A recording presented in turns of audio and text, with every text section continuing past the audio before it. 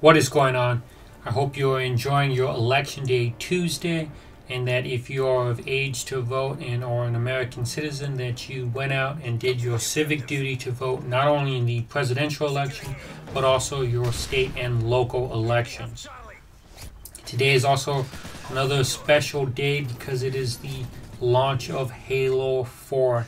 So if you're a Halo fan and you picked that up, congrats. I will be hopefully getting some Halo 4 content out within the next few hours to at the latest tomorrow.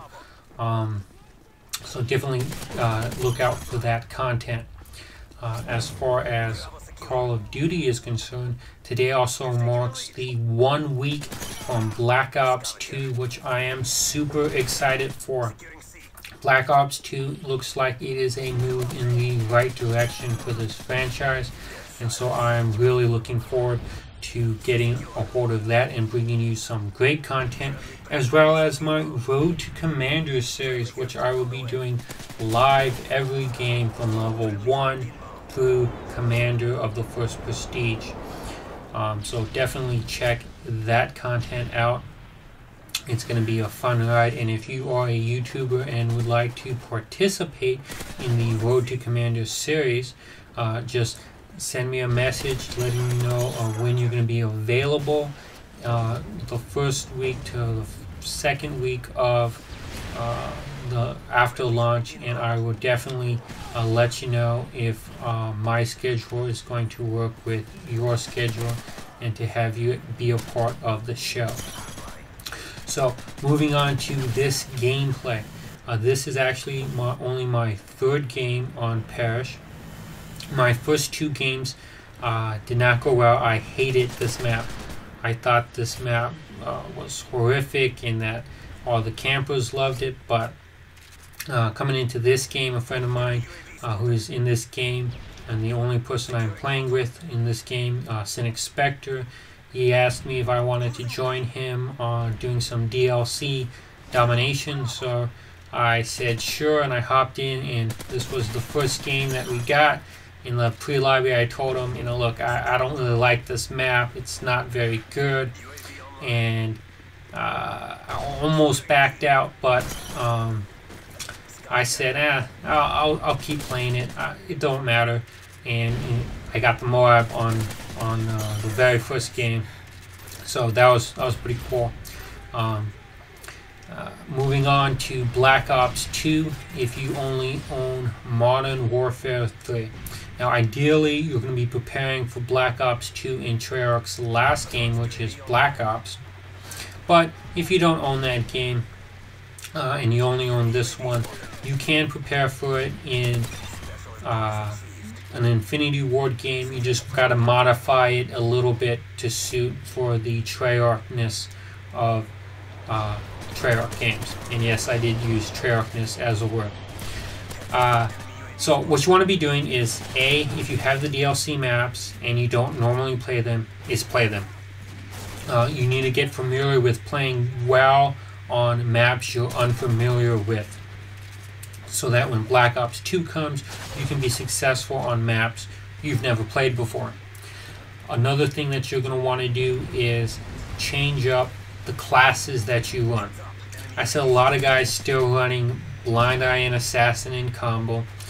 Blind Eye and Assassin, the type of perks and features that they do are not in Black Ops 2. They spread them out over, I think, 6 perks. So you're definitely going to need to move away from using those 2 perks in this game. Even if you only use one or the other, you might want to switch to not using any of them at all. Either of them at all, because Black Ops 2 is a totally different game. It's a different animal. What you're going to want to do is start using your assault strike packages, and only using assault. If you only use specialists like I do, move away from that. Start using the assault so that you can be better prepared for Black Ops 2's assault kill streaks. Another thing you'll want to do is change up your weapons. If you only use a handful of weapons, change them up. Start using different weapons so that you can get the feel of using different weapons, as Black Ops weapons are going to be substantially different than the Modern Warfare 3 weapons. Alright, let's see. That's pretty much all I can think of for Black Ops preparing in Modern Warfare 3. Ideally, you want to be preparing in Black Ops, but I think I've already said that. But anyways, if you have Black Ops, play that, and you'll be ready to go day one when Black Ops 2 drops. Now, moving on to another topic that I wanted to discuss in this video, and that was of YouTube partnerships. I am currently seeking a YouTube partnership, as I'm sure many small YouTubers are actively seeking to get a YouTube partnership with one of the major networks of Machinima, TNG, Yoush, and maybe even RPM Networks, which is a smaller partnering network. And you know, the reason why I want to seek a partnership is because I want to be able to give back, as I have had YouTube has played a major role in my life, as in 2010, late 2010 through most of 2011, I was in poor health and I actually almost died. And one of the things that kept me going was the fact that I watched YouTube videos. I watched mainly guys like Onslaught, Benjo, Woody's Gamertag, White Boy, Redneck, Wings of Redemption, Syndicate. You know, a lot of the old timers, I watched those guys, and so they are my inspiration for YouTube. One of the things that I am not into YouTube for is the YouTube money.